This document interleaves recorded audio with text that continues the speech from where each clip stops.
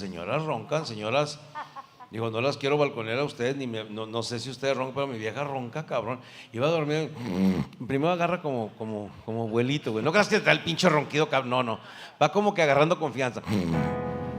Y al rato, su pinche madre, pero ronca bien gacho, güey. Es que la ves y dices, no, esta vieja no ronca, güey, no. Así me ha pasado cada cosa. Yo pensaba que cuando están muy bonitas las muchachas no apesta su caca. Y claro que apesta, güey. O sea, es que no tiene nada que ver una cosa con otra. Entonces yo roncaba con... Y al ratito, güey.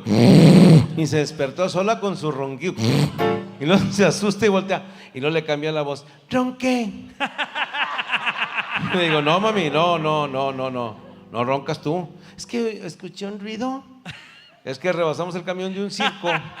Cabrón, tienen un chingado león y gruñó, pero tú no roncas.